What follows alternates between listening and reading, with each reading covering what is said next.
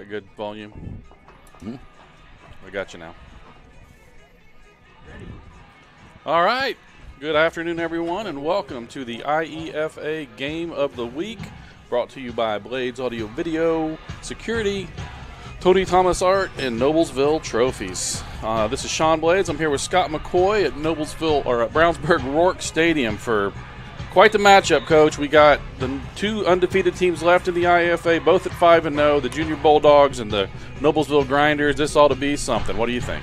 Well, I think we had this one circled after week one.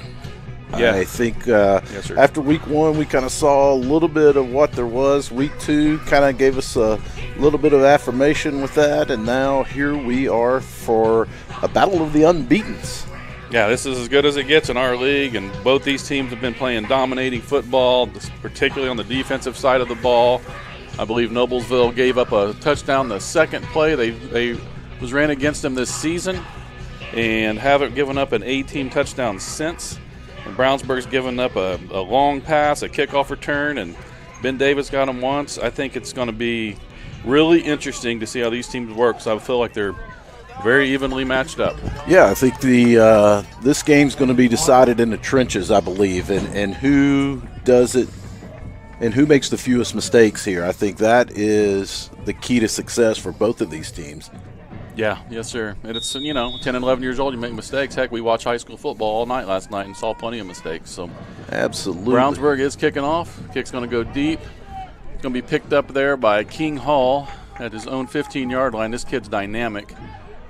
Great tackle there by Brownsburg. Excellent field position, good coverage with the kickoff. So Noblesville's going to start off deep. Going to be first and goal from around the 28-yard line. Yeah, 5th or 6th grader, it doesn't matter. King Hall can play, man. Yeah, he can play. Get after it. Yep. Good tackle, too, on the play. Open field tackle there by number 5, Cannon Hill. High ball. They've got both these teams got some dynamic athletes. Nobles are going to be led at quarterback by Max Osborne this year, 6th grader. You're going to see a plethora of different backs carrying the ball. Dawson Cornell. You'll see Caden Bergstrom. You'll see Jimmy Canada. You'll see King Hall. You'll see Camden Jackson. A lot of guys get touches here. Nobles is coming out in that tight trip set you like. They're going to shift. A little shift. I like it.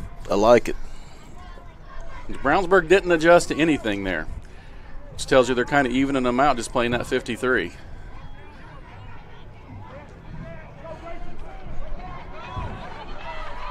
Wow, great run. Big 12-yard run. That's interesting to see when you got trips packaged like that. When they shifted and completely went the other way, Brownsburg didn't move.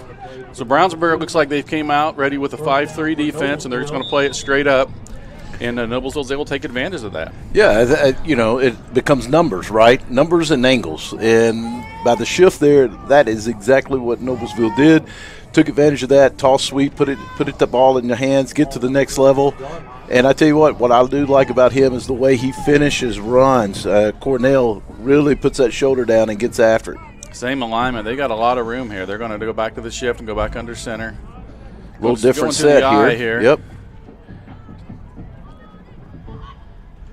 Little power out running game. It's Cornell again.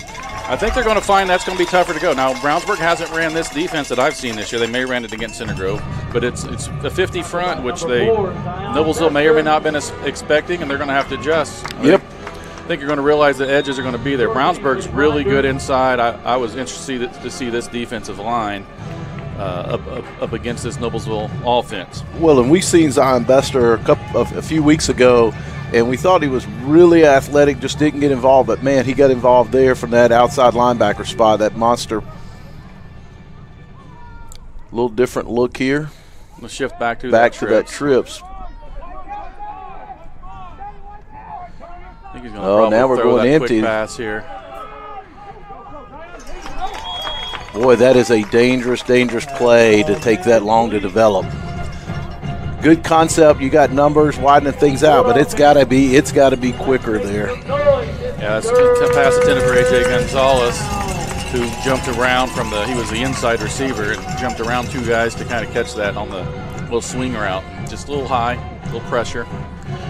I know I was a big fan of number 16 for Brownsburg in game 1. That's Johnny Hand. He can play, man.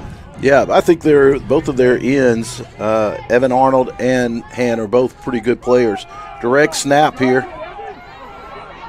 It's the big kid. He's going to be just a little short of the first down. It'll be 4th and 1. That's Dawson Cornell again on the direct snap.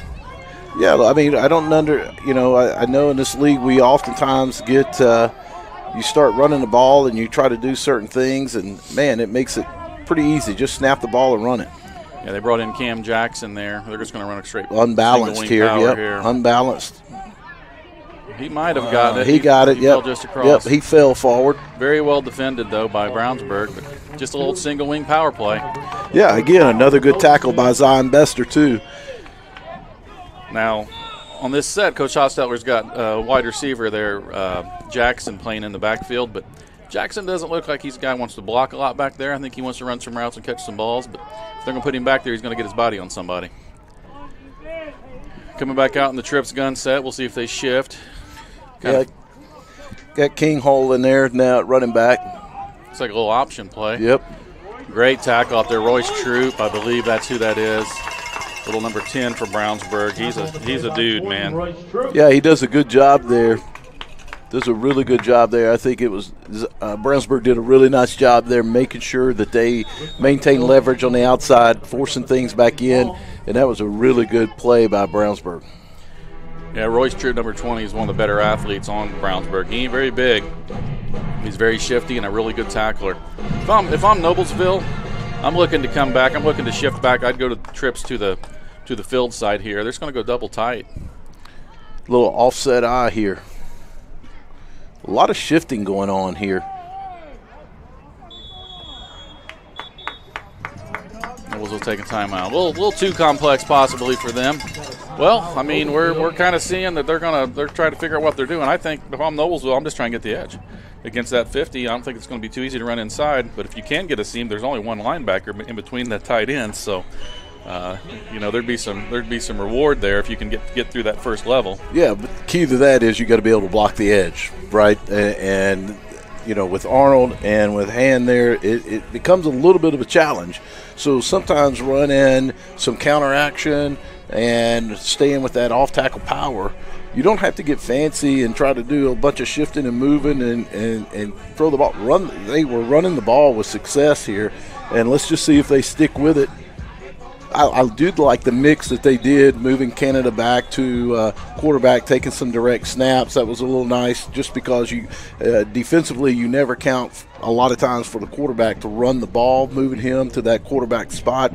But I thought they did some nice things. I thought we'll see how much of that unbalanced look they come back with the rest of the game, because Brownsburg's not moving with that unbalanced set. They're not moving. They're not moving. And if the trips is right or left, they're just staying in that 50. I mean, if you come trips left here with that single backer, I mean, they're going to keep troop over. Brownsburg's going to keep troop over on the field side to cover a lot more ground with his sure tackling. Here we go. That's Hand. See, that's a hold. That's a good job. Even though he did get outside of him, he pushed it enough that it forced him to run flat, and it allowed Zion Bester to come up and make another tackle. Yeah, that's where A.J. Gonzalez, 20, has to get that outside leverage on that reach block against Johnny Hand, and he just didn't get his feet outside. That was Arnold at that Is it Arnold 15? Yep. You're right. Mm-hmm. Yep. Yeah, he got his feet out right and got him, but he didn't continue to work his feet. And Arnold fought outside and put Gonzalez in a bad spot where he kind of reached on him a little. And I think this is a good play. Brownsburg, I mean, you got with Arnold and Hand out there, both of them, they're a little bit of the same body type. Arnold looks a little bit thicker than Hand. Hand looks a little bit taller and longer, but still having those athletic guys on the edge makes it tough to get. You really have to do a good job blocking them, or you got to cut up underneath them. Weak side belly would be here against this alignment from what I'm seeing. Camden Jackson on the short pass, going to pick up about 6 or 7. Yeah, it was a nice little whip route that was ran there. Really just keep out and keep running right there. Nice little whip route. See him come in, whip it right back out. You know, a little good ball there by Max Osborne, getting a little pressure. If you watch this alignment, if I'm in the booth, which you and I both like to call games from the booth, if If you look, they're shifting their nose to the strong side, which really opens up that weak side belly possibility here. And it makes trap a little bit easier. And now you don't want to run trap on 3rd and 13, but when you're ahead in the change, it makes trap a little bit easier too. Timeout. It's going to be Noblesville's second timeout. They didn't like what they saw. Well, it's going to be an interesting play. 3rd and 13. Noblesville's just thinking get 7 or 8, 9 here, and then pick it up. I mean, you're going to see a punt or a field goal more than likely. But here's where I think a lot of guys hit a little bit of the panic button. A lot of teams hit a little bit of the panic button here. This is not a we need to come up with a 10, 15-yard play. This is what was our best play that we feel like gives us 6, 7 yards. Come back and then run the play again with a little bit of a variation in formation and run the same thing again. Whatever you feel is your best 6, 7-yard play, run it. I don't think I put the ball in the air in either one of these two scenarios because I know that I'm going for it on 4th down. I don't know if you know that. I would go for that on 4th down. That shocks me. Your punting team was one of the best I'd ever seen. I mean, perfectly clean shirt, never got them dirty. I feel sorry for the punter on the Junior Trojans, that poor guy. Well, this will be interesting to see. I'm going to predict he probably is going to put the ball in the air. Kostetler's a little more gunslinger than you and I.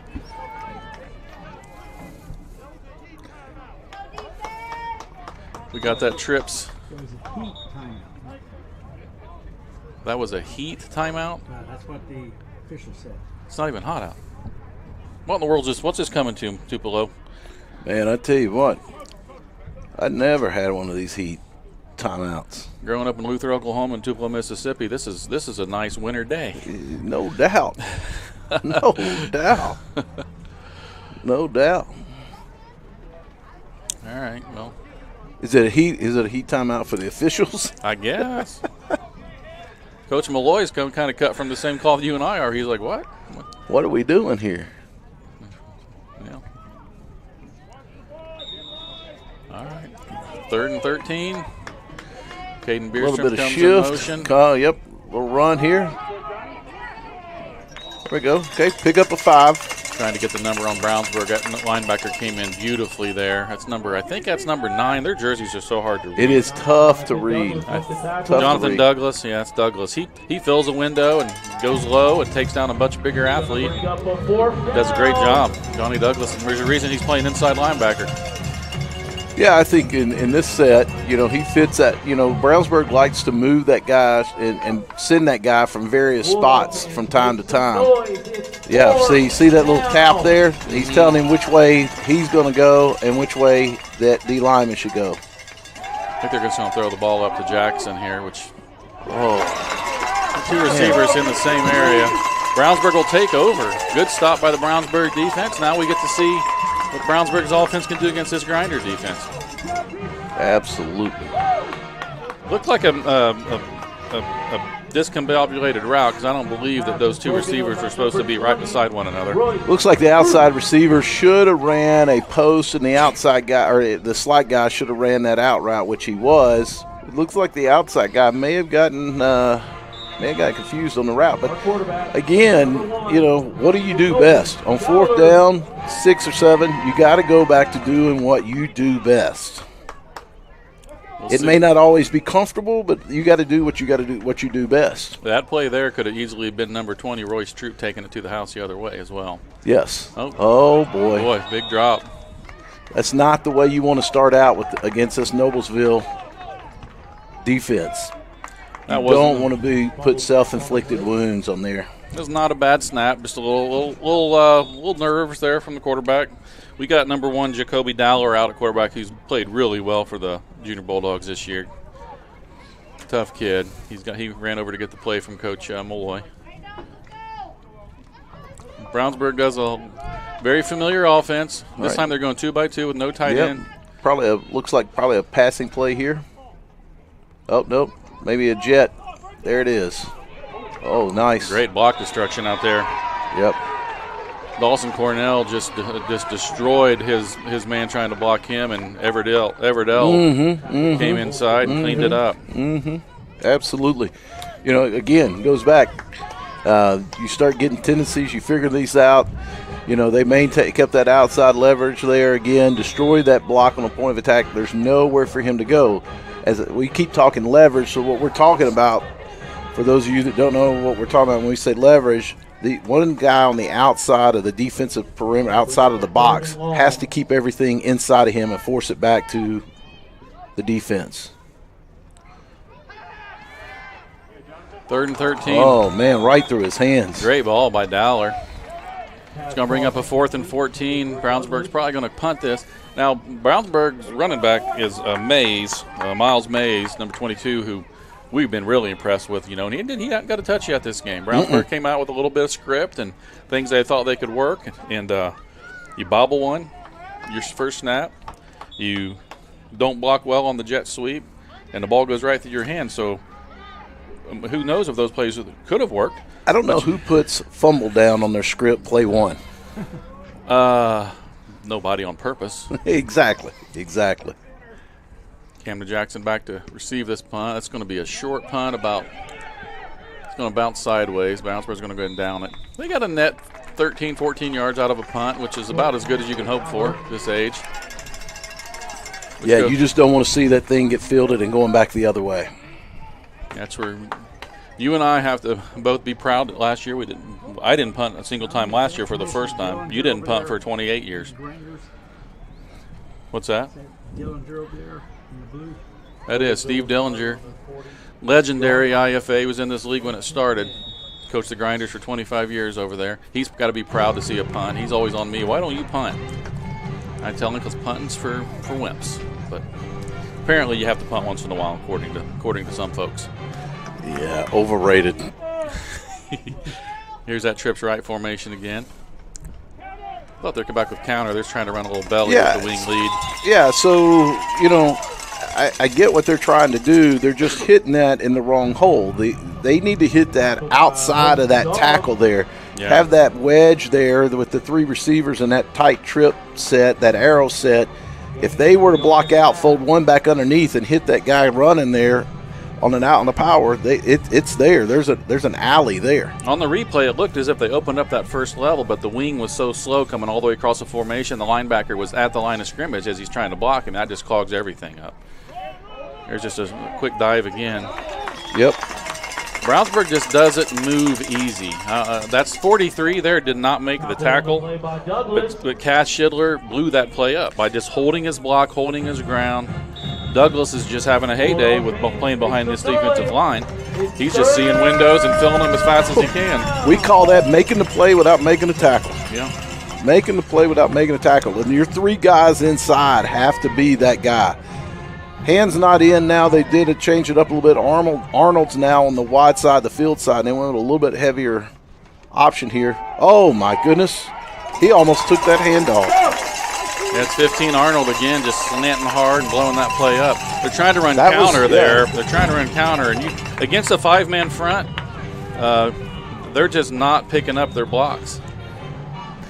Yeah, 53 and 73 on this side over here for Brownsburg. That's Edwards and Polston. Man, they did a really good job of blowing that up. I think they saw the down block. They tried to get going there, and if you're gonna pull on that down block, you better be a lot quicker with that counter. Yeah, and watching the replay, I'm not sure if they were even pulling, but against this 50, you just about can't pull. Well, they did block down. Yeah. At least it appeared that they blocked down. I think they missed the guy in the A gap there. That's the end of the. Can we see that again? That last play again? Is that even possible? I believe that's the end of the first quarter. With your score and nothing. We'll go to a quick commercial break, or Jim, or do you want us to keep talking? Quick commercial break. Be right back. Blades Audio Video Security is Indiana's premier K-12 audio, video, and security provider.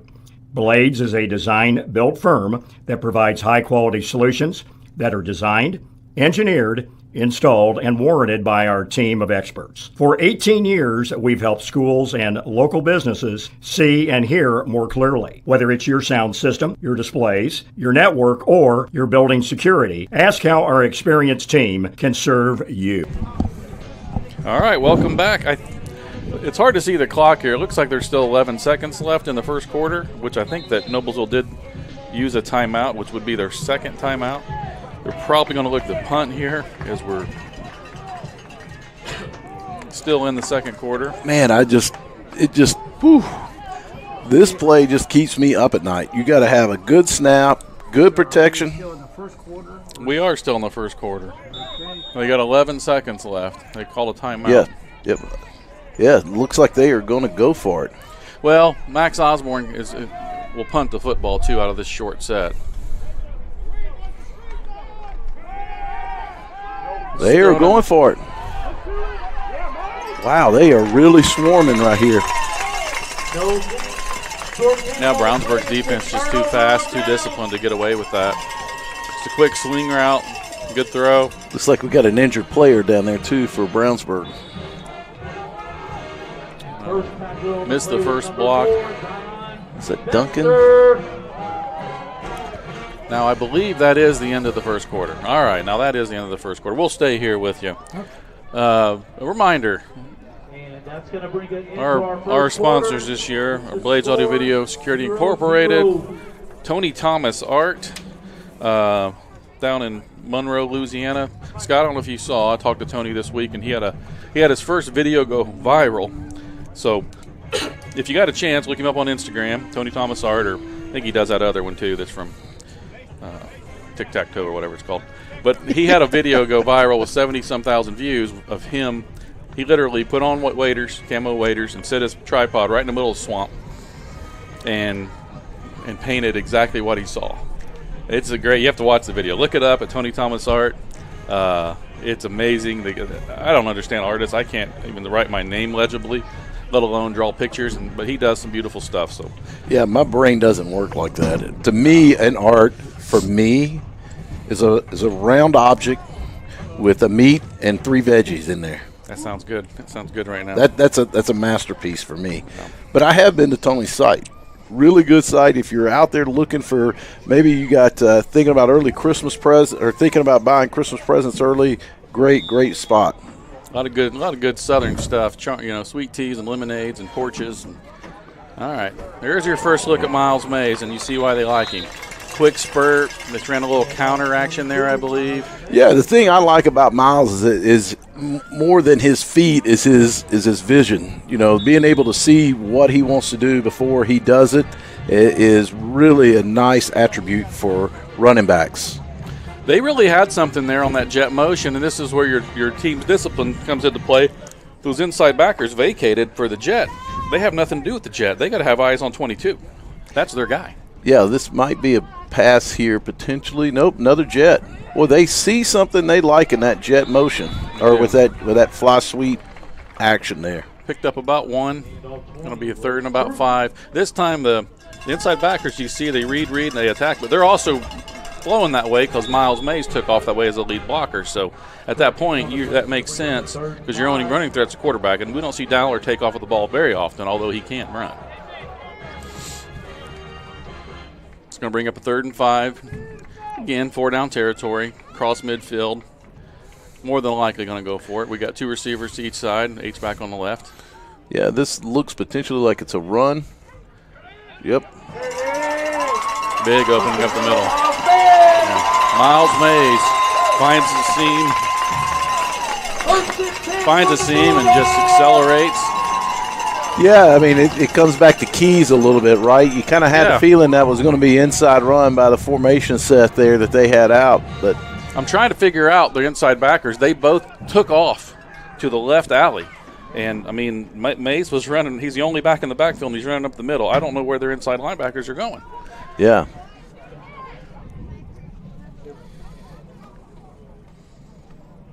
There it is again. Oh, if he'd have turned that one back up. Yeah, the linebackers are still on their heels, and Brownsburg's getting to those guys. I think Brownsburg's going to find some luck up the middle here. Yeah, Burster made a good tackle there in the open field. Stayed at home, made a good tackle. Everdell has to get off that block. He's getting bullied 4 or 5 yards downfield, and he's defeating the block toward the other inside backer. We always taught, you gotta force everything back to your buddy. If he goes and bubbles over that, then he's leaving a really big lane there. Outside run or pass here, one of the two. Oh, man. Boy. that got a little dangerous in terms of, oh, man, he almost got there before the ball did in terms of taking it the other way. Yeah, Troops there, and Dawson Cornell sniffed that out and jumped all over it. Little incidental contact there. Let's hope Troops okay. I think he's fine. He's a tough little rascal. He's probably upset that he came out of the game. All right, Coach. Brownsburg's found something on the run.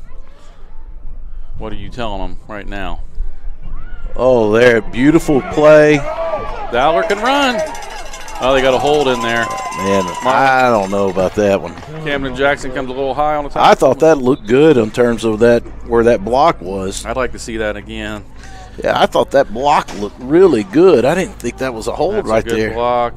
Yeah. Ah, man, that looked like a good block. Yeah. Beerstrom on number 11 for Noblesville just lost his leverage. He jumped inside. Is that Trey Edgington that made that block? What number is he, 11? 11? Yeah, man, I thought that was a really good block. Yeah. Hey, Trey, man, watch this. I think it's a good block he's by you, buddy.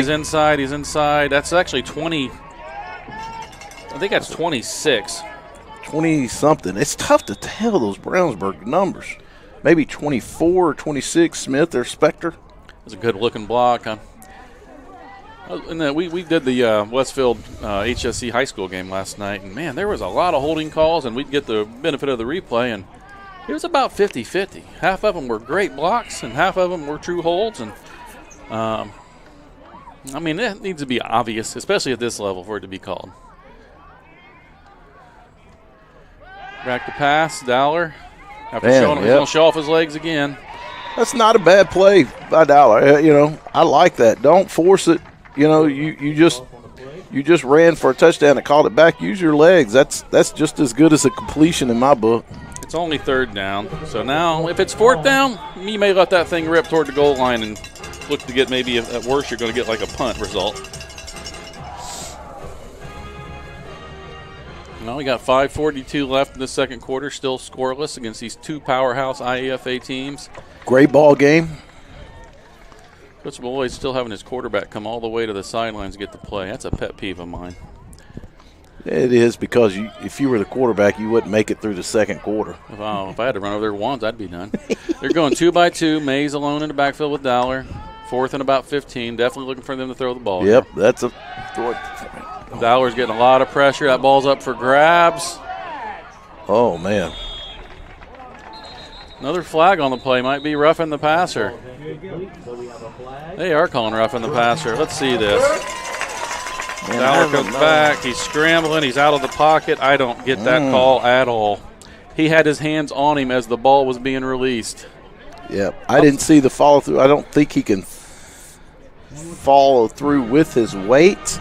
The reason, and it's tough to look at that. The reason that the ball went straight up in the air is because he was getting pressured as he was throwing it. This is just that overprotection of the quarterback. Anybody that's being honest will tell you that play should not be called. And if it was Noblesville at offense, I'd say the same thing. That's just really hard to ask a kid who led with his hands, by the way, to not hit the quarterback as he still has the ball in his hands. If you recall, that was a big play in the Brownsburg Center Grove game. Coach Ely's being told to leave the field. Brownsburg, if you recall, Center Grove, Brownsburg was driving much like this, came through, incomplete pass, hit the quarterback in the head on the follow-through, which that is by definition roughing the passer. They're giving him the first down. Grinder's staff is a little frustrated. You just got to get them motivated. They ain't going to change the call.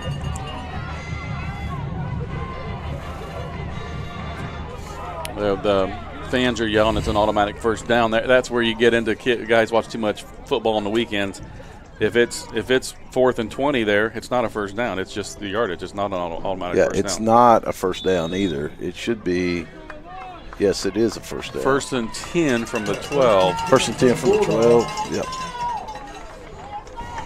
A little different look now here out of from Brownsburg. Well, they called a touchdown back that we didn't agree with the call. Now they called a. There's another holding call.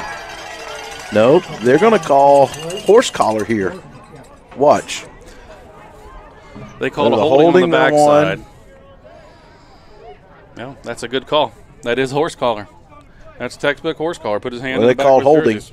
It's going to be offsetting. Horse collar, offsetting. I didn't see the hold, but you know. I did. The Brownsburg, I think it was the 3 technique, shot outside. That tackle grabbed a hold of him. He was running with him, but he still had his hands across the front of his jersey. I see. That's Connor Skelton, number 10, I believe. Well, there's been questionable calls. It's balanced out, but the problem is the holding call against Brownsburg cost him a touchdown. And we both agree that should not have been called. So, by reality, to make this honorable, Brownsburg needs to score a touchdown here so we can be back on par. Here's that quarterback counter again. Dowler can run a little bit. He's going to pick Here's up a couple that there. quarterback counter. I like quarterback counter. If you got a backup quarterback, that's pretty good. Those inside And you're backers comfortable. should be reading Mays. I'm watching their inside backers, and if I'm Coach Ely watching this film, I'm having some conversations. We got one of the linebackers is backpedaling on the snap.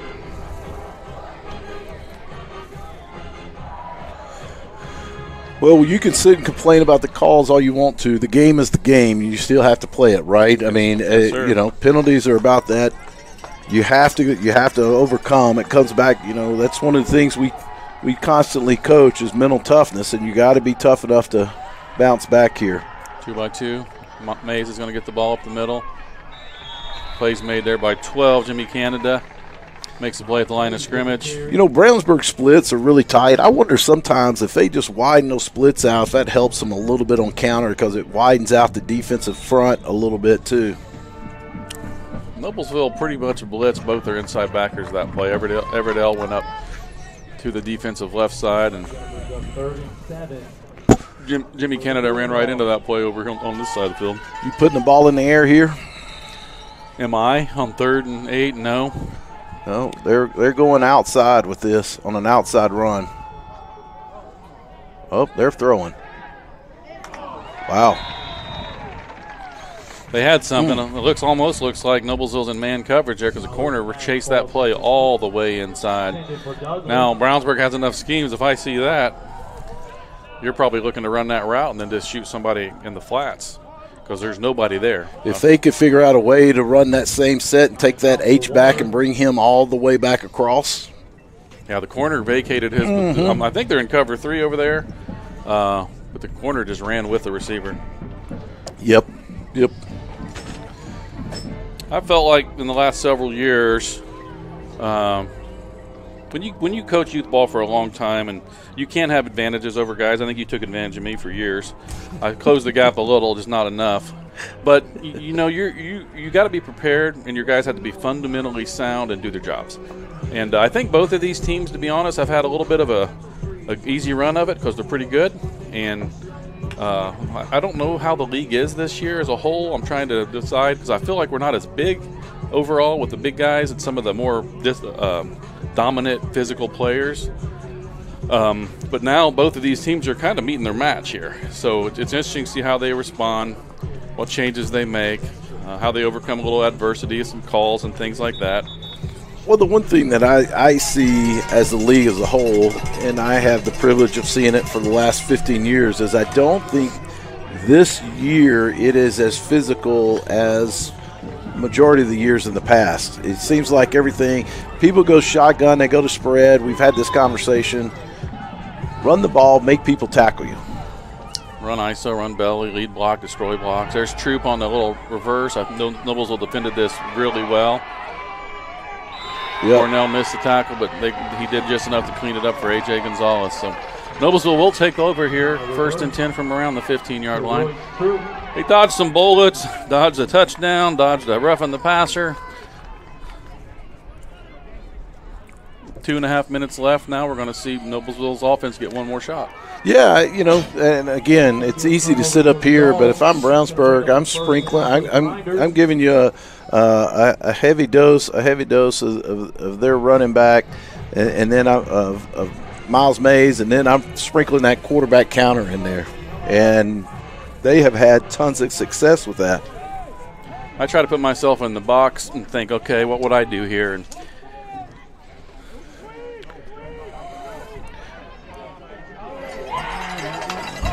King Hall breaks several tackles, gets outside. No gain on the play, but, man, that's an impressive run by that guy. Yeah, you know, they had him. They had leverage on him. Their defensive ends are really doing a pretty decent job. Now, they missed him there, but, you know, Arnold and Han are doing a really good job on the edge. Yeah, and I think Noblesville sees them stacking the box, and you feel like, man, they got 3 guys in between the tackles. We surely can get the edge. But no, Brownsburg's discipline and speed. I think where you hit them is weak side A gap, weak side B gap. See this alignment? To try the same play. Yeah. And look, I mean, just that's okay. Keep running him all the way out. Big hit at the end there by number 4, Zion Bester. Very well played there by Miles Mays. Bester cleans it up. Yeah, I think you're right. I think the play. I think it's B gap, but I thought it was to the bottom of the screen here. I mean, they have such a huge advantage there. I think that's Cooper Owens or out there playing corner that blew that play up. I couldn't get a good eye on him. It was. 6 or 9. Okay, look for something back to the wide side of the field here for Noblesville. Yep, there it is. Dawson Cornell on the run. He's going to pick up 6 or 7 yards. Going to bring up a 3rd and about 4. I think Brownsburg's going to take time out here. Be 4th down. Yes, sir. 4th and 4. Brownsburg is going to take a timeout. You know, Noblesville had lead blockers running through the hole, but they weren't looking to block anybody. It's going to be a fun film session for the Grinders after they watch this. They've had opportunities. Well, I think for both teams too, right? I mean, Brownsburg's had their opportunities, and you know, they could easily be sitting here up right now just as well.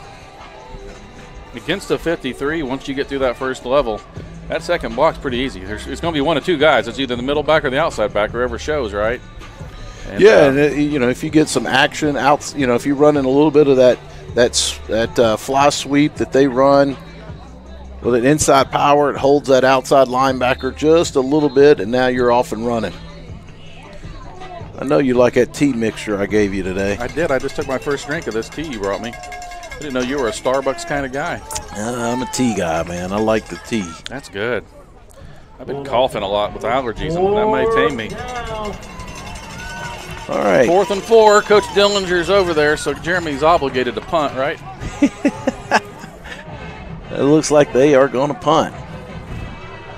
But, you know, you got to be careful here. Got to be careful here. Pretty good punt. That's a good punt. That's a good punt.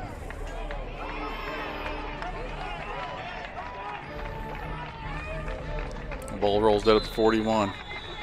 Very nicely done. Yep. Kind of nice when you got your quarterback that can punt, too. Keep that defense a little off guard, and they're not going to put anybody back there. 59 yards to go. Let's don't forget about our touchdown sponsor, since there hasn't been any. We'll do the one for the touchdown that almost happened that got called back for Noblesville Trophies. For all your trophy needs, visit noblesvilletrophies.com. Let them know what you need, trophies, plaques, anything you got. They're actually starting on the IEFA order now. Going to get some trophies made up for 1st and 2nd place. And we're going to have a team trophy for 3rd place, just like last year. I heard the IEFA treasurer was spotted in Noblesville last week and going to buy all the Sean Blade bobbleheads that I keep referring to in there. He did. He came to Erica's place. I saw him bopping around in there. He said he was looking for the world's greatest tenderloin. So that's where he ended up. There's that counter. Yeah, they haven't stuck to their bread and butter plays. Just the inside zones, the counters. Mm-hmm. Miles Mays is maybe one of the best, if not the best, running back in this league. It's time to get him the ball a little bit. I think maybe you think you got to do something different against a good team, and lo and behold, you find out your normal stuff can work a little bit. Looks like a 5-yard incidental face mask. Brownsburg is sitting here with a minute and a half, minute 35, I think. Don't have to hit the panic button. You don't have to put the ball in the air here. Still got a timeout or two. Yeah, man. Right now, it would be a 60-yard field goal from here. H back to the left. Here comes Troop in motion. Ooh. Oh, man. If that guy would have kept running, that's the H there. 33. That is the H there, Sam Prickle. That's Sam Prickle, who I've really liked in the previous games. Yeah, he does a really good job blocking, and I know it gets tough. Ball doesn't get out of the guy's hands in a typical fashion, so you think, okay, should I block? Should I keep running? But if he would have kept running there, he might be running into that end zone. One thing I've seen with the Grinders and early in the season is they got two very aggressive corners that will jump and try to make plays and get physical. And Cam Jackson likes to go for the ball. He'll look for some interceptions, a very dynamic athlete. But they could be beat with the passing game if they're not careful. Yeah, man, another good run. You know, that was that inside power there. Good job, Miles Mays. Picks up about 8. You got Jimmy Canada and Camden Jackson both on the tackle here. Clock's a ticking. It's under a minute. 3rd and about 3. Yeah, there's going to be an inside run again. Great block. That's old Prickle. Yeah, man, he does a good job there. He does a really good job. Old Prickle laid the wood on that kick-out block and opened that up for Miles Mays. Yeah, Noblesville's inside backers are letting that jet motion get them undisciplined. They're chasing it, and if they're vacating, so once that kick-out's made, there's nobody there. Yeah, and I think a little bit too here, you know, defensively, I think it's important that you don't lose, you almost, as much as the offense can panic, I think the defense can too. You just want to stay just even keel here, just get the guy on the ground. You're not overly worried about how much yardage he gets right now. Just get him on the ground. Yes, sir, I agree with that. I see Chris Fuller over there. He's on the Noblesville sidelines. Saw Chris this morning at our Hall of Fame induction ceremony, and he inducted a family of officials that have helped in the NEFL for 30 years. A father, Mr. Snyder, and his 2 sons. Eric Snyder, one of his boys, was the league president for 10 or 15 years. They all 3 still a referee. They were out there in their zebra outfits today and got inducted into the NEFL Hall of Fame. It was a real honor, along with Joe Burgess, who long-time referee in the IEFA and IHSAA and everything else under the sun. We lost last year to a sudden, shocking development with him, and we honored him today. It was a great moment. Good times down at Dillon Park in Noblesville. Yeah, and I'm sitting next to a Hall of Famer now. Well, that just shows you the bar's not as high as I'm making it out to be. But for those other guys got there. Congratulations, man. Congratulations. Appreciate it. Noblesville's the man, he's there too. Remember what I said about those corners? Oh, my goodness. He was wide open. What'd I tell you about their corners? Oh, man. Looking to hit, looking to jump. Woo! You had the right guy running the route and the right guy throwing it, just didn't execute. That goes back to everything about throwing the football. Got to have guys that can block, a guy that can throw it, and a guy that can catch it. Then you got a successful pass. High risk, high reward there. But you know what? I don't mind. It's down here on this side of the field. What you spent 10 seconds, 8 seconds? Yeah, it's still second down. I think they are out of timeouts. They're going to have to throw the ball around. Yeah, this is a throw here. Maybe, although he Troop was open up the seam. And he throws out a little earlier. Yep. Another touchdown. They got to hurry to the line of scrimmage unless they're calling a timeout. I think that's their last timeout. Man, I don't know. I think I'm hurrying to the line and kill there, right? Give me 3 plays down there and keep my timeout in my pocket. Troop was running up the seam uncovered early, but Dowler was getting a little pressure and had to scramble. Did a really good job of keeping his eyes downfield and putting that ball where Troop could get it. Right. So, here we go. Brownsburg's out of timeouts. You run the ball here, you got to have two plays called. That's why I like going up, spiking the ball right there. Now you keep your timeout in your pocket, and you can still run or pass and know you got 3 plays.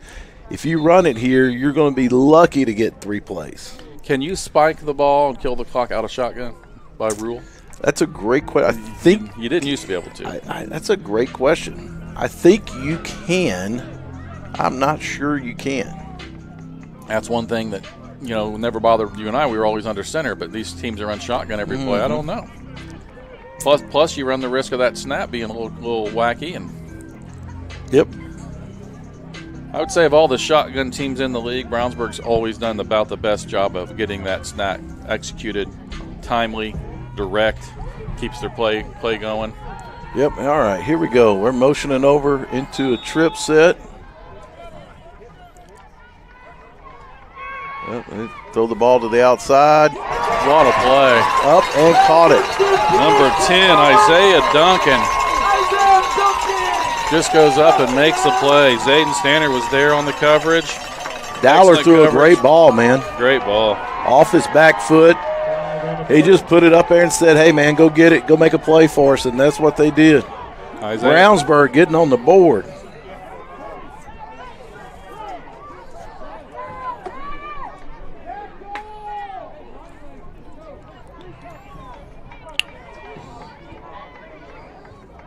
I don't know what the discussion is down here.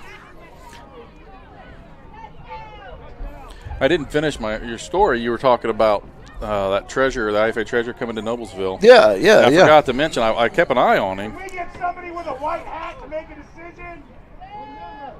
Ooh, legal procedure. On the Didn't score. Okay. no score? No score.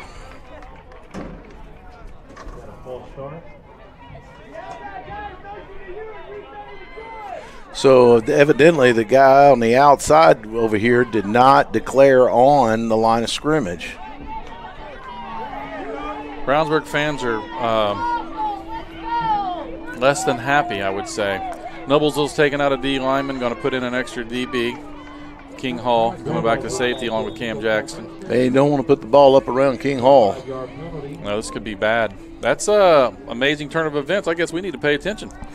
Yeah, I didn't see the flag at where that official was situated. I couldn't see it. The window's in the way. The frame of the window's in the way. No score. Okay, they're going to throw the ball again here. 18 seconds left. They're throwing the ball here. Troop catches that ball about the 2 or 3 yard line. And he's inbounds. He's inbounds. Calling the kill play. The clock is not stopping. It's down to 5, 4. They are set. They got the playoff. Oh, my. Good play by Dowler. Just throw it up. Cam Jackson on the interception. Dowler had to just do that. He did nothing wrong there. Right. While Brownsburg's had 2 touchdowns called back by penalties. Quite frustrating. You see they scrambled. They did a great job getting set. Dowler's just looking to throw the ball up to somebody who does what he has to do. Yep. Well, after one half, still no score. We'll see you back here in a few minutes.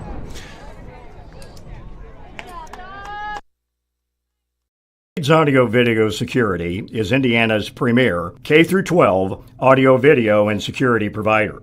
Blades is a design-built firm that provides high-quality solutions that are designed, engineered, installed, and warranted by our team of experts. For 18 years, we've helped schools and local businesses see and hear more clearly. Whether it's your sound system, your displays, your network, or your building security, ask how our experienced team can serve you.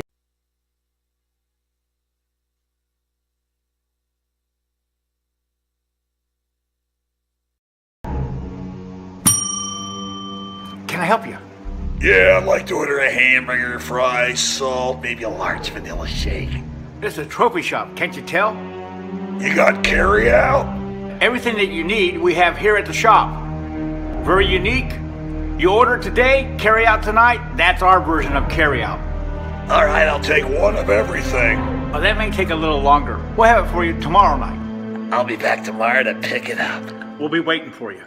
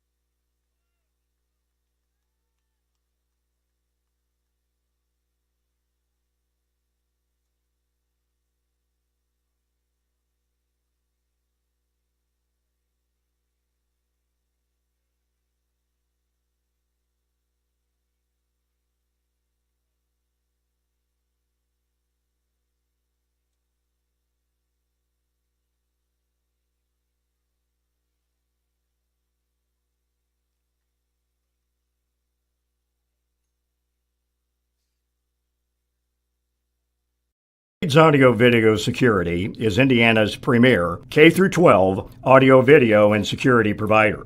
Blades is a design-built firm that provides high-quality solutions that are designed, engineered, installed, and warranted by our team of experts. For 18 years, we've helped schools and local businesses see and hear more clearly. Whether it's your sound system, your displays, your network, or your building security, ask how our experienced team can serve you. All right, everyone, we're back at C.F. Rourke Stadium in Brownsburg for this battle of the giants of the IEFA as the Noblesville Grinders are visiting Brownsburg. Here's Sean Blades here with Coach Scott McCoy. Coach, I mean, we had it back and forth, a couple touchdowns called back. I feel like Brownsburg's controlled most of this game.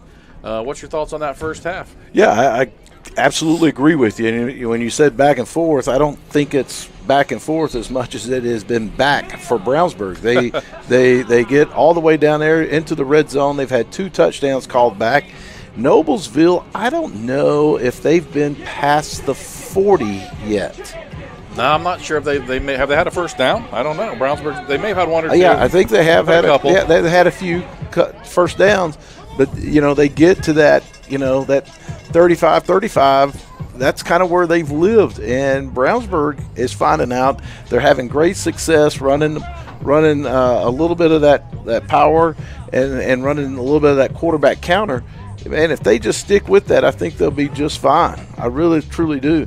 Now, here's the thing. Brownsburg missed there at the end. We talked about that timeout. They threw that pass short to the 2-yard line, had to get up there. It'd be nice to have that in and then flip it back around and kind of have those play. Get an extra play, and you get the ball coming out second half. Yeah, I agree with that. Now looking back and knowing, and especially seeing that Brownsburg does know how to quickly get to the formation and snap the ball and kill it. Those are things that you don't have any time to think about ahead. You got to kind of know, if this happens, I'll do this. But you're deep enough in the season now, you should have practiced that at some point by now. I'm sure they have. I'm sure they have. But hey, here's the flip side of it. Get up, go quick. Don't give Noblesville an opportunity to get it. Now, first time Noblesville kicked the ball, Brownsburg better put somebody deep back there. Yeah, if they've watched all year, they're going to kick it straight up the hash. That's what they've done the entire season. Yeah, and there it gets past them, 7 yards, and you fall on it. Well, I don't know why teams don't just put a guy on the hash about the 26, 27-yard line and just run up, catch it, and go. I think they're still thinking you and I coach and kick onside every time. A lot of fact to that. We'll see here. Now Brownsburg takes over and quite a bit worse field position than they had most of the first half, so they're going to see if they can string something together. I just got a text from my son out in Denver, said he's got us on his Discord out in Denver with his buddies, and they're all watching this game from Colorado. Hey, man, we're worldwide. What's up, Tyler Blades? Worldwide. And I think down in the old southern part of Indianapolis, we have down in his basement probably, Scott Hines is watching us. Yeah, he's probably got a big tenderloin hanging out of his mouth, just getting after it in there, looking like Joey Chestnut in his basement. Yeah. His wife's name's Letha. He's like, Letha! Meatloaf! Dip this bun in some water for me. He probably has a little bell that he likes to ring. It's nice picking on Hines when he's not here. Oh, it's fun. I'm sure he's just loving every minute of this. I'm sure he is. As our phones will start buzzing, I'm sure, here in a few minutes. Just got a score update. Coach Dudley from Ben Davis just text. Ben Davis 35, Pike 12. All right. We kind of got a bunch of teams kind of in the middle there. Let's get back to this game here. It's 2x2. Here it is. Miles Mays. Man, they are having a hard time stopping that. I'm telling you, dear Coach Malloy, give the ball to Miles Mays. The end. They are blocking well. Hey, don't listen to Coach Blades. Run a little QB counter here in a couple of plays too. Run a little of that QB counter here in a couple of plays. It's Miles Mays, and then I'll go to Miles Mays right, Miles Mays left, Miles Mays up the middle. Then maybe throw it out there to Troop if you have to. They are owning this Noblesville front right now. Here they come back out, similar formation, H-back to the left. Here comes that counter. Here's some excellent blocking again. Noblesville is struggling to defend this counter. Well, what they're doing, Brownsburg's doing a fantastic job of getting to the second level. They feel like right now, hey, we're good enough man on man right here that we can manage that. And you see our big H-back there for Brownsburg made a great block there on the edge. Tremendous kick-out block. Noblesville's inside backers are just reacting and bouncing and not playing downhill. See Jimmy Canada back in the game here. It's just straight zone run. Little lead. Everett L on the tackle there. Picked up 1.5. Better defense by Noblesville that time. Yeah, he really brought it to that H-back here as he's standing up. Just really pushed it, took a hold of that inside leverage. A.J. Gonzalez did a wonderful job there on the H-back. Now the thing they got to make sure, Cornell kind of started sniffing in there. He better make sure that he keeps that outside arm free, or Brownsburg's going to come back with a little jet action here and pin him. Looks like a blitz of some kind coming up here. There's your jet. There's it is, yep. Cornell did great block. Yeah, he did a great job there because he kept his outside arm free there. You're just asking Miles Mays to do a lot there to block a 120-ish pound outside backer. Dawson Cornell is just really, you're not going to move him with a smaller guy. Tackle for a short loss. Bring up 3rd and 9. But, the play before, Cornell, like he had to step in to help there, he did a great job of keeping his outside arm free. I think Brownsburg will throw the ball here, but if I'm them, I'm trying to see where they're going to land. Let's see what they do. Oh, no, I'd run troop on the jet action, and I would run counter back toward us. Counter back to the weak side is going to be there for him. That's a pass, man. It's a pass. Oh. Dawson Cornell played that really nice out there. Yeah, he did. Yes, he did. Dowler didn't have much choice, either run it or throw it. As soon as Dowler was kind of one-man show there. Even if that's complete, Noblesville did a real good job. Had 3 guys there ready to corral him.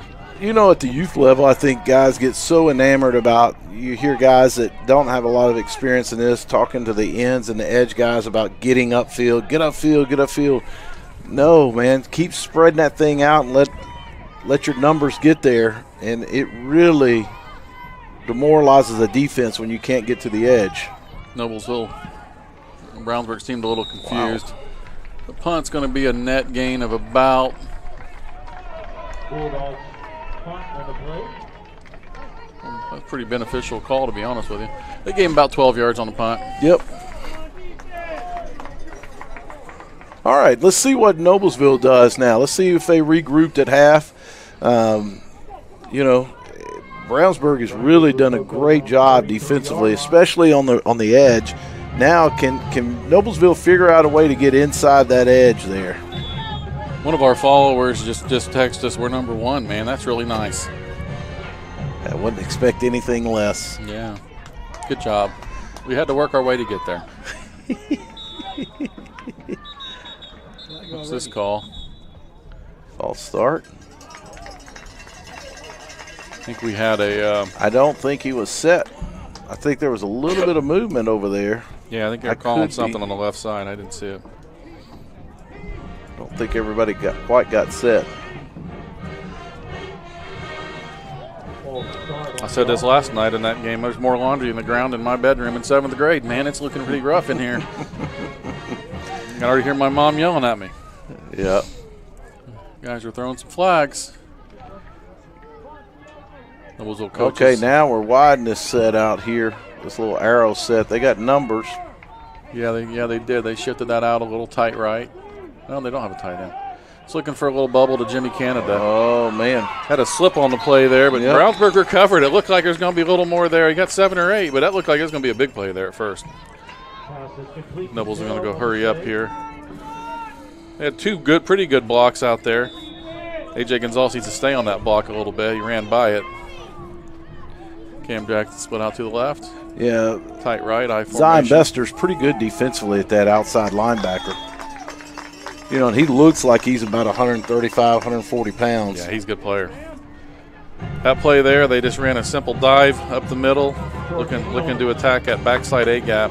But you're kind of a little bit back on schedule now, right? I mean, you had the penalty, your first to 15, you know. This is fun as an OC when things aren't working like you're used to it. It's frustrating. It's frustrating, and you're trying to think things through. I'll tell you, Coach Hostetler over there for Noblesville, sharp. Very, very good thinker. Got good other guys looking at this. They're going to figure something out. Brownsburg, I think, already has some things figured out. What a tight end set. Oh, man. Big play there. Ran the old no play. Yep. When you're struggling, sometimes that's all you need just to get it done. I think they are going to give them a first down. They're going to measure, I believe. Well, they can't measure now. They already moved the sticks. No, they're calling a heat timeout. Oh. I forgot it's above 78 degrees today. Well, I guess. Hence why our one viewer says that number one, he ain't out in the yard doing anything. He's sitting in the AC. I guarantee you that. Sitting in that AC down in the basement. Again, other scores from today. We got Center Grove Junior Trojans 26, Carmel Pubs 0. We'll play game played down in your neck of the woods about noon today. And then we just got report from Ben Davis that Ben Davis beat Pike today 35-12. The other game going on in the IEFA today is the HSC Junior Royals and the Westfield Shamrocks getting after it. They started at the same time as we did here. HSC, again, just kind of a developmental league this year. They've got mostly fifth graders and some fourth graders, and looking excited to get in here next year. This is their introduction back in. We're really excited to see how they do next year. A little older group and get things going. Yeah, you know, I think at this point in the season now, kind of games have kind of fallen where they've fallen. I think the kind of the pecking order set. This is 1-2 right here. Depending on how this game ends, is who's 1, who's 2. Then you have a kind of a group of 3 after that, and then HSC and Pike just coming back into the league or figuring things out. A little short trap action there. Falls forward. Nice pickup. You know, hey, just that's a little 4-yard that's 4 dive. yards, man. That's your Run kind of that football. 3. Yeah, I like it. 3 plays. It's a first down. That's a belly without the lead blocker. They're in a little bit more of that traditional eye set instead of running that wing T with a blocker. Real tight eye. With the wing. That's a problem. Oh, no. Bobbled snap. Going to be a no gainer. Going to be up 3rd and 6 or so. Max Osborne did a nice job jumping right on that sucker. Now, if you're Brownsburg, don't jump here because now it gives them 3rd and really short. 3rd and really short. Part of this morning's ceremonies, as I was getting ready to leave, I got a letter handed to me by the left guard there for the Grinders, Grant Hale, whose dad's been our president of our league the last couple of years. And I read the notes in my truck, a note from him and a note from his mom.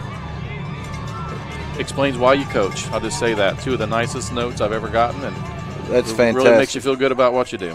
Great kid, great family. Here we go. Maxie's looking back, looking to throw the ball. Caden Bierstrom's on the outside, makes the catch. Incredible catch. Yeah, what a great catch. Hey, there's one guy over there that's going out for a route. You don't need to keep backing up. Caden Bierstrom's a great athlete, and we've seen him make some wild catches this year. That'll really be good when he gets up to Noblesville High School and gets to run a route twice. See, now why would you say that? Don't be ripping on your own program. We just don't throw the ball a lot in Noblesville. I'm just going to throw that out there. There ain't nothing wrong with not throwing the ball. I agree if you can run it. You know, here's the problem. You got to tackle that back in the 3rd and 4th quarter. Yeah. A lot of people don't like it. A lot of people like to run side to side. 4th and 2. Little power. Dawson Cornell is No. going to be stopped short. He's going to be stopped a yard short. Yep. Very good job there by the Brownsburg defense to fill that window. It looked like he had it. Got a little tall there. Defensive line filled it up. I'll tell you, 4 Zion Bester and their other inside backer for Brownsburg's. A couple really good athletes. I don't think That's it's even short, close. man. It's a yard short. And I think that's a good spot. Yeah, I don't argue that at all. Much better spot than the one we got against you in the championship last year, I'll tell you. More honest. Yeah, I don't even know what you're talking about. Of course you don't. Oh, that one first down that you didn't get? No, the one that you guys had 4th and 2 and lost one and somehow got the first down, that one?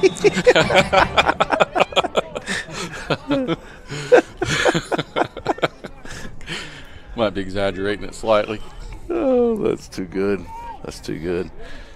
All right, here we go. Brownsburg's got the ball back. We got just over 2 minutes in this third quarter. Yeah, let's see what they got First here. and 10. They're almost in a plus territory. Looks like inside run. May. Much better defended that time. Yeah. Picked up a couple. For the carry. Jimmy Canada, number 12, on the tackle. But I like the odds there. I mean, why not keep giving it to May?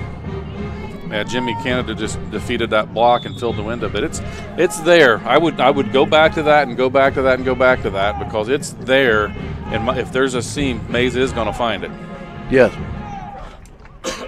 I still believe their best bet's just keep running between the tackles with him. They're not going to be able to run jet. Noblesville's got too much talent and speed on the edge. They will be able to throw the ball some. Like right here, I like this matchup This down is either low. jet or pass, one or the other. Maybe both. Nope. They've had enough with jet.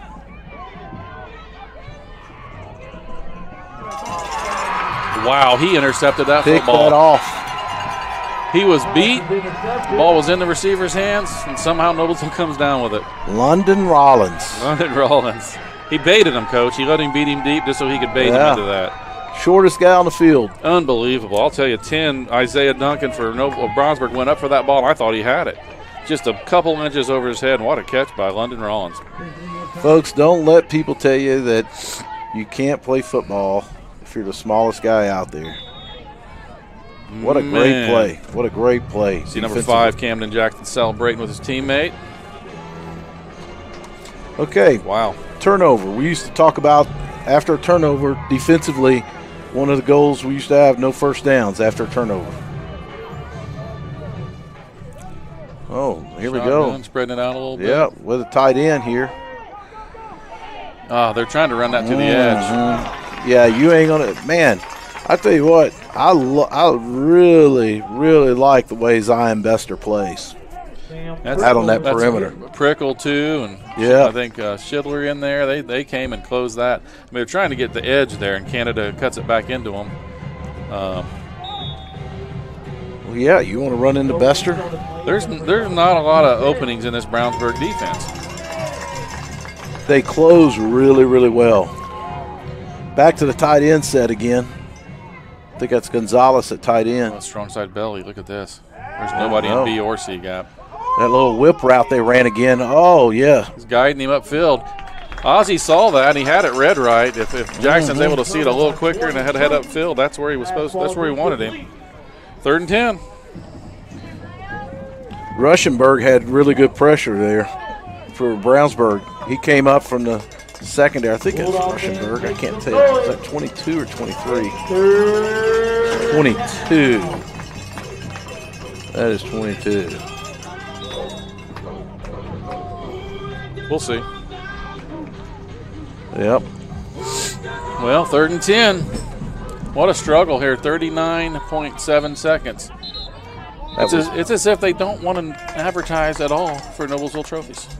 But we can't forget about them. We'll just call this a scoreless game. Don't forget about Noblesville trophies for all your trophy needs, plaques, awards.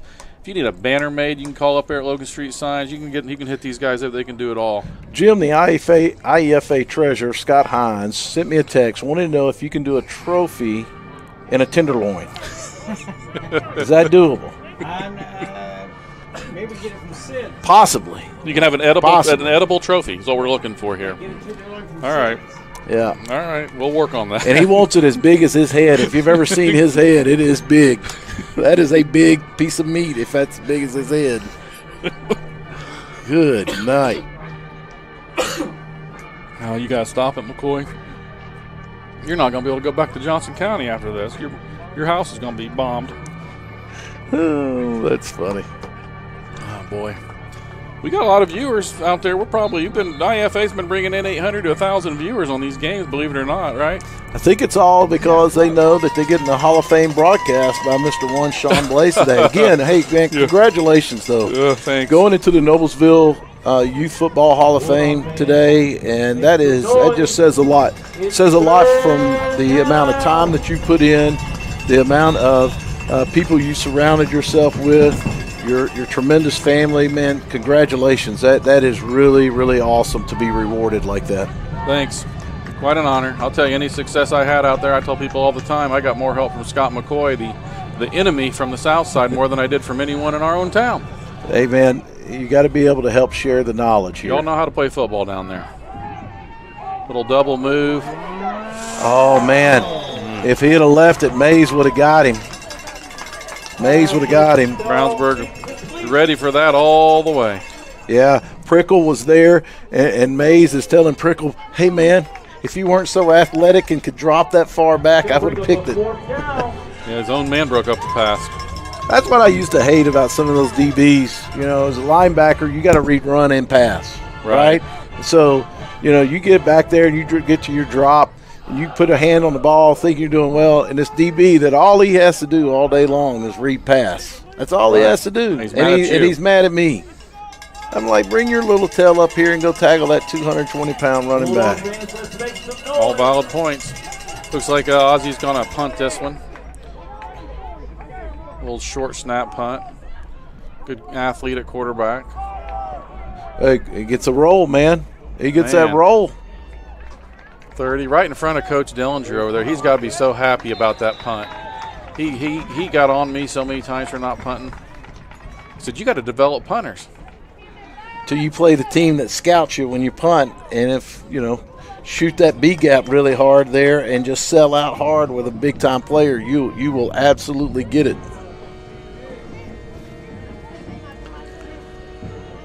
How much time left in the third? We got 22 seconds left in this third quarter. Still a scoreless game, Coach. Yep. Hey, great game, too. Noblesville's defense has played much better to start the second half. I think, again, if I'm Brownsburg, I'm running in between the tackles. I'm running 4 times in a row, and I'm just going to run it all the way in the end zone. Well, and I bet I know who you're giving the ball to. 22. We've been known to be stubborn enough to run the same play 50 times. You're going to get a little action here. Good job by Everett. Yeah, man. Everett shot the right gap that time.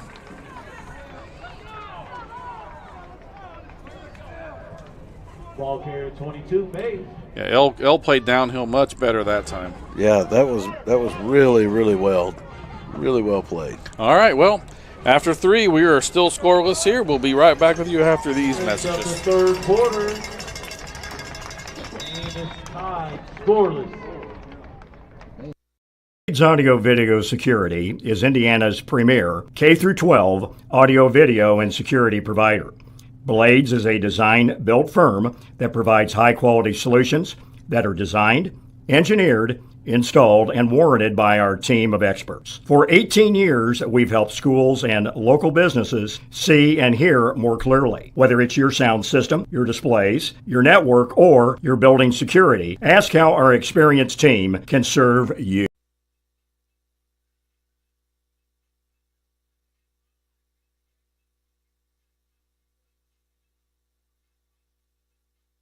All right, welcome back to CF Rourke Stadium in Brownsburg, Indiana, for this matchup of 2 IEFA powerhouses.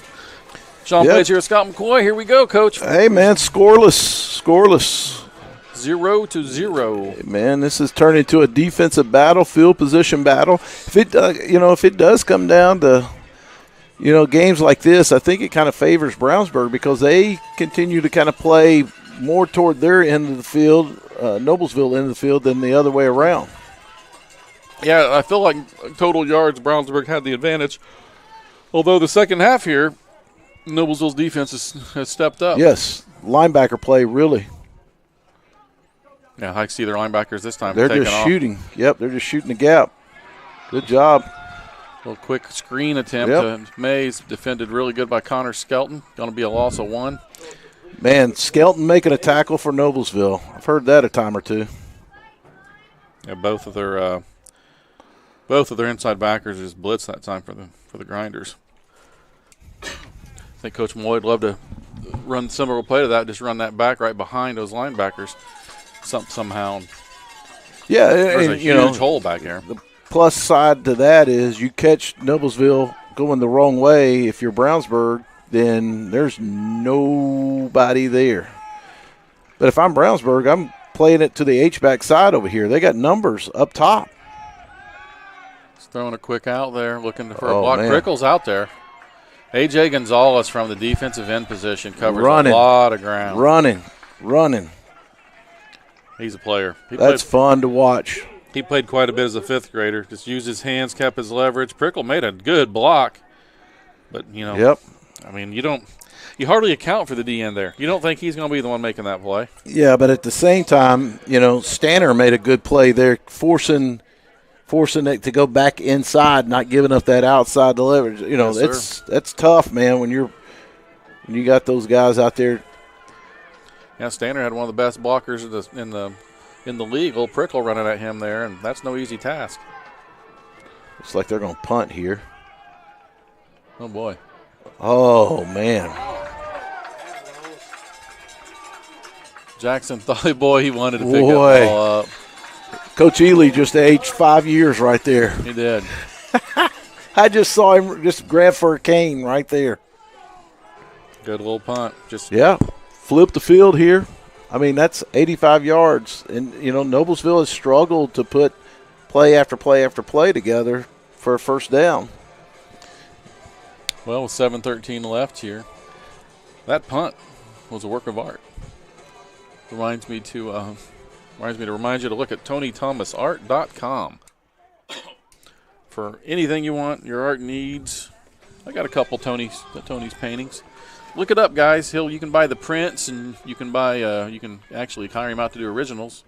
He's pretty backed up, but does a lot of work. TonyThomasArt.com. There we go, a little spread action here. Wonder what they're trying to spread Brownsburg out, and Brownsburg says, "Hey, our outside linebackers are fast enough. We can play." Oh my gosh! That's your boy 4, Zion Bester. Yep.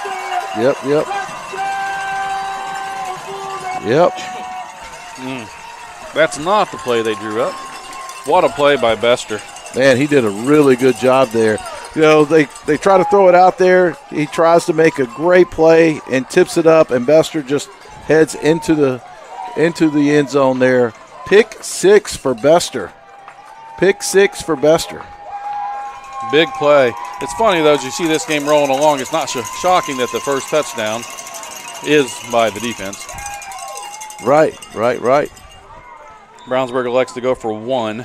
Again, reminder in our league that you go for 1 from the 3, pass or kick or run. And you can go for 2 from the 5, kick or pass, kick or run. Right. I was trying to look to see. They have them. You know, I think Bester is a stripe. I don't think he should have returned that. He's in the tent. I wasn't sure if he was an orange striper or not. I didn't see. Well, their stripe stripes on their helmet are not very long, so it's not. You can't tell. But I think he is a striper. Play made there by 23 Everdell. PAT is no good. It's going to be 6-0. Yeah, come off the field here. You notice some of their linemen. That stripe's not very long at all. Not very long off the front to identify him as a striper. I can't see. See the 53 down here. That stripe's just very, very small. Well, we'll look at that touchdown. Reminds me, for your trophy needs, go to noblesvilletrophies.com. That touchdown is brought to you by Noblesville Trophies. Noblesvilletrophies.com for all your trophy and plaque needs. What's his last name? Bester. Bester. But, hey, he did what he's supposed to do. Catch that ball, you run, make the officials make a call. Make the officials make the call. Make them make the call.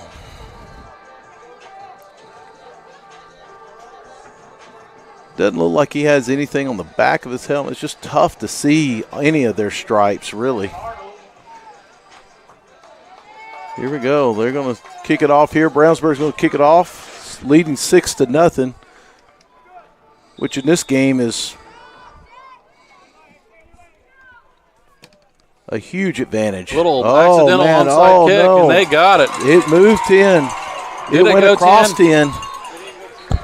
It went and then came back across. Was it touched? Well, I don't know if it was touched, and I don't know if it went 10. I'd like to see a replay here. So if it touches, if it goes 10 and comes backwards, because it went 10 and then rolled backwards, regardless if he touched it or not. I believe you're right. It looked like a good sand wedge. It literally hit that 50-yard line. It literally hit the 50-yard line.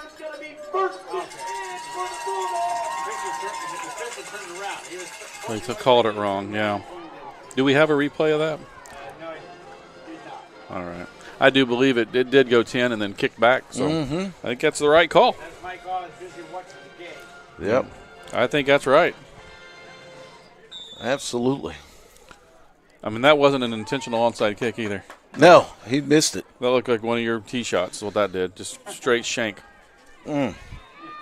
Yeah, that one, that was a shank. Mine's more of a straight pull. A little late getting out here on the field.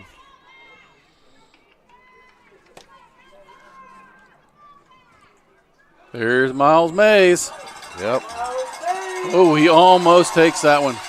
Good tackle there by 28 Rollins. Miles Mays looking on that back plate right now. It got him on the small of the back there.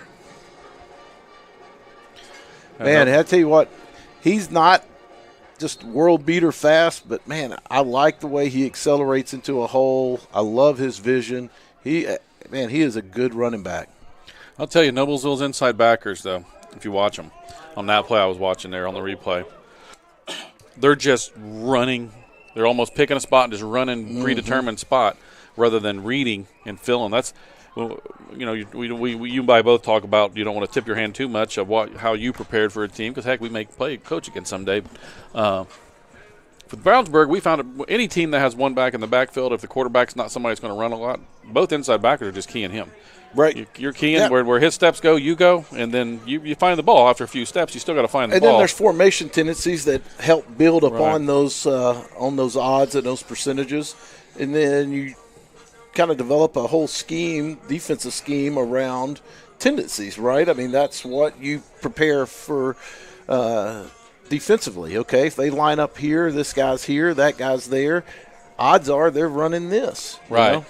Right, and if you're prepared and if you got good players and you feel like you can win those battles and defeat those blocks, you're going to have some success. Right. Sometimes you may know what they're running. Like with you guys, sometimes with Center Grove, there's times we knew what you were running. It didn't matter because you're going to win the battles, and that don't matter. Then when you guys throw a wrinkle in there, we're way off guard, you know, and it's tough. But Noblesville's inside backers are, you know, just kind of roaming. I'm watching this again. Just going upfield. They're kind of trying to read, but they're not reading. Yeah, they're having a tough time. They're guessing where they think the ball's going instead of making their read here. Yeah, there's too much backpedaling. Too much backpedaling. It's hard to find. I found in my many, many years of coaching, and those inside backers are the hardest players to find. Yeah, you know, we've had a good success with them over the years, and we kind of always seemed like we brought our inside guys back year after year after year, or at least we had one that we had playing previously. But it is an absolute work of art, much like Tony Thomas artwork. You know, you got to be able to find your keys and run your keys. Yeah, they're just flying up in there. They're not reading anything. It's tough. You had a good one with Cherry last year. It's one of the best I've ever seen. We felt like he just was in the right spot every single time. He's always in the right spot. You just ask Luke, and he'll tell you he's in the right spot. Oh, boy, one of them, huh? Oh, man, he's a great dude, sounds man. Sounds like a Scott McCoy wannabe. 4-year starter in Troop this in league. motion. Miles Mays again up the middle. Man, another touchdown. Brownsburg's really taking over this game here. Yep. Yes, they are. Well, I told Coach Ely and Coach McCoy, or Coach Hostetler and Coach Malloy, let's watch this play again. Again, just great running, great vision. Noblesville's just not getting off blocks. They don't have anybody in the middle trying to defend that run. But, both coaches agreed. They knew today was a big game, but they have a pretty strong feeling they may see each other again in a few weeks. So you'd rather win that game in 4 weeks than tonight. But whatever you walk away from here with, one team's going to walk away feeling like Brownsburg's going to walk away from this going, we got these guys' number. And Noblesville's coming out of this. They haven't lost all year. They haven't even been in a close game, really. So this will be interesting to see how the mentality plays on them. Mm-hmm. Brownsburg's going to go for 2 here. Going to throw the ball. Throwing a little slant route. He caught it. I don't know if he got it. He did get in. Chris Fuller up there, line judge, gives him the points. I believe that was 2, so that should make it 14-0. It is 14-0. It was. Great throw. And catch. Yeah, that's Great Dowler. Throw, great catch. Dowler's a good quarterback. But I'm telling you, Miles Mays. There's openings in the middle of that grinder defense, and they're finding them. I think I'm pretty confident Brownsburg has probably the best offensive and defensive front in this league, and that'll help you an awful lot trying to win football games. Mm-hmm. Yep. The only kind of glaring mistake they made was that jumping off sides on 3rd down. Right. Yeah. Outside of that, their ends have played really well defensively. The inside guys have not gotten just pushed out of the way at all defensively and offensively. They're just finding angles and they're just making holes. There's a good kick. Cool Watch is going to fill this one up. We went out of bounds. And smart play. Smart play. The 5th grader there, Watch 94, is a good football player. Last year, Coach, I think you and I both had pretty good football teams, and when we played Brownsburg in the regular season, the first half, we're just sputtering and not executing, and they came out in that 50, and they were holding their ground, and we were struggling to move the ball, and found out right at the end of the first half, just kind of looked and said, we don't have speed to get outside. We're having trouble on the strong side, but we realized the way they aligned that we had one play, and it was weak side belly, that they had the alignments we wanted, and we had the personnel we wanted. We came out in the second half, and I bet we ran that play 19 out of the first 20 times. Yeah. And, we get up 2 or 3 touchdowns. And you can't be too stubborn to just do what you got. And if you only got one area you can beat them, you got to do it. And what's interesting, both these coaches are really good, and Coach Ely and Coach Hostetler, Coach Malloy and his staff. It's funny because if they do play each other again, you're starting all over. You know what they did the first time, and you got to prepare for that. But then you also feel like you got to put some wrinkles in that they're not ready for, and it makes it a lot of fun. Yep, agreed. 5 minutes and 34 seconds left in this one. I think this is a smart coaching move here by Noblesville. Yeah, I think they'll get better field position. Well, it's probably going to be filled by 94 here. Braden Kowach. Oh, his knee was down. Oh, man. So they would have gotten it on the 35-yard, 30. It's about a wash. Yeah. Well, Noblesville's 5:34 left, down 14. Not really having any success moving the ball today. It's curious to see what they do here. Yeah, the one thing you can't do, because this is one play here changes everything. Then you get a stop. Use your timeouts, get a stop. I never felt too comfortable with 14-point lead. They're coming out without a quarterback. I think they're going to be looking probably to run some kind of single wing action here. It's Max Osborne standing over the sideline. He's going to direct snap it. No. Everdell, 23 is a quarterback. Everdell. Man, look at that C gap up top. Screens there. Great catch by. That was 22. Wow. Cornell. Yeah, Dawson Cornell, the good catch. That's Everdell at quarterback. It's a nice throw. There's that little screen, but pretty well defended. Johnny Hand, is that Johnny Hand or Arnold? Got a hand on it. That's Arnold, 15. Arnold But got a look hand at on look it. at the C gap up top right here. I know. But I don't think they can run strong side belly out of that formation. Running wide here doesn't help you on that set defensively, the way they're setting up defensively.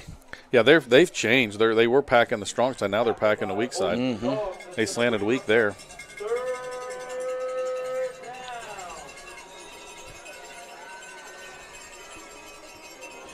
You know, Bester's really doing a good job running around at that outside linebacker spot back there. Shotgun. Trips to the right. King Hall. There he is. Man. There's Han and Bester. Man, you got to figure out a way not to run to their side. Noblesville has the numbers. They're just missing blocks.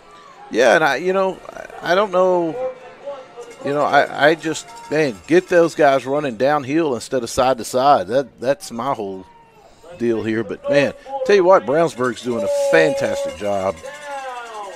And they got a lot of momentum, and Brownsburg's a very physical team. I think they're putting it on them here. King Hall, just a short dive, is going to pick up the first down. Big hit again. Mr. Contact. That's old Miles Mays. Yeah, on the man, head. he likes contact. Hey, man, I'd take a Miles Mays on my team. I'd take about 11 of them. Look at him. Did you see how he dipped and ripped? He's a ball player, man. He's a ball player. He'd fit in with the old school IEFA, that kind of physical play. Agreed. Look at that B and C gap up top. They went back to a 4-4, and they're just daring Noblesville to run up there. Wow. Hey, Bester is a striper. I just saw it. I swear I see a little black stripe on the front of his helmet.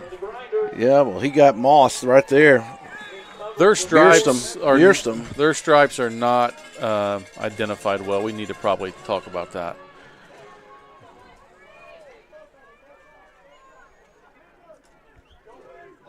There, get down. I don't mind that. Just get downhill. Like I don't mind that run there. That's you got outside, but he got downhill. I'll tell you what, 23 Everett L looks pretty good at quarterback. I think Max Osborne maybe shook it up from looking over there. Looks like he might have a hand issue. I can't really tell.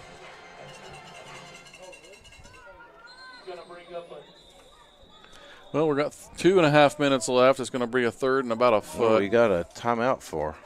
Did we get a timeout, or is this another heat? Must be a water break. Okay, as a reminder, this is week 6 of 7 for the IEFA. So there's a week 7 games next week, and then we get into the playoffs. Round 1 of the playoffs will not be covered or streamed at all, but we will be back with you in 3 weeks, actually right from here for the IHSA or IFA semifinals. So the Final Four will be played here at Brownsburg, waiting on the game times. We'll be back to bring you both of those games 3 weeks from today, which is what, October the 12th maybe? Yes, I believe so. And then we'll have the championship game the following week from Noblesville. We've already reserved both of those sites. It'll be Championship Sunday. We'll have all 4 games, but I think we're only going to televise the championship game that day, maybe the last 2 games. We're still kind of negotiating that with the HCTV. Drives a hard bargain, man. So we're trying to sort that out, but we will be back here for the semifinals and the championship game. This is pretty awesome here. You're watching this game, and then next week I'm taking that old hag that's down in the basement yelling at his wife with the tenderloin. Him and I are headed down to Tuscaloosa to watch the Georgia Bulldogs and the Alabama Crimson Tide. No kidding. At it. Yep. Oh boy. Yes, we are. I bet he's been all scouting all over that tailgate out there. Oh, buddy, he is. He is. Just the 2 of you? Yep. Oh, man. How'd you get in those tickets? Oh, he drives a hard bargain. Wow. 3rd and 1.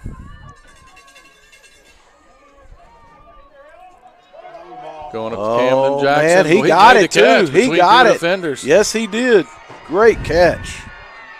Great catch. Got to Very move nice. quickly. I like the way they're moving quickly here. Like the way they're moving quickly. Everdell threw a nice ball there.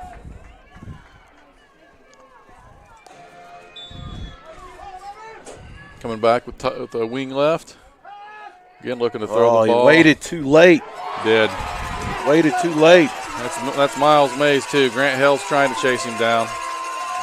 Dawson Cornell did get him around the 45-yard line. I was about to say, watching this pre-snap, if they would slide that wing out to a slot and force Mays over, he's wide open. He waited too late to throw that ball. Great play. That pretty much puts it in the books there. I think so. 2:06 left. Brownsburg takes over at the 44, 1st and 10. Now, this is interesting now. You know, as a coach in this situation now, you find out, okay, how much fight does this Noblesville team have in them? You know, are they just gonna roll over, or are they gonna come out here fighting? Right, and you got a B game after this. Right. That's right. Westfield over HSC today in a big one. Brownsburg. Run the ball. Man, I wish Mays had just slowed down. He got a little bit of hurry there. If he just slows down, let that H clear that guy out, man, he can put that foot in the ground and just explode. Yeah, he got out in front of him a little bit. Yeah, the backside linebacker for Noblesville is just taking himself out of the play. He's you know, if you're running to the right and he's the linebacker, inside linebacker on the opposite side, we always talked about you have that cut back window. If there's a lane, you got to attack it. Don't just run straight up when the ball's going the other way. Yeah, it's just discipline and reps. And, you know, the film's going to teach these guys a lot. 1:25 on the clock. 1-2-5. Timeout, Ben Davis. So you're going down Brownsburg. also. I'm sorry, Brownsburg. So you're going down. You told me you're going down to the Alabama-Georgia game. You and I talked the weekend of Thanksgiving weekend on the 30th. I'm going down to LSU, Oklahoma, and I think you said you're going to the Egg Bowl, the 29th. Be at the Egg Bowl. The 29th? The Egg Bowl. Wow. That's amazing. You'll have to slide down, make that trip a little bit early, and join us at the Egg Bowl. We're leaving Friday. Me and a couple of my sons. We got tickets. We're trying to go. I got 6 tickets. Third row, we're right behind Oklahoma bench. We go to Oklahoma road game every year. Try to. And now they're in the SEC. It opened up a whole lot of new opportunities. Right. Trying to get our good buddy Tony Thomas and his brother-in-law Al Robertson. We invited them to go, but old Al said he's preaching at his church Sunday morning, and he said back in the day he could go to a evening game, get home at 3 a.m., still get up and give the message, but he said he's too old and old to do that these days. So we're hoping to go down and see that game and enjoy it, and hopefully spend some time there with our buddies and enjoy Louisiana. Yep. All right. Brownsburg's buck back. and a quarter left here. Brownsburg's just looking to get a first down. Look for a heavy dose of Miles Mays. Right on cue. Yep, Noblesville blitzed and missed. Yep. And that's first down. That should do it. Yeah, that should ice it. That should do it. Probably looking to take a knee.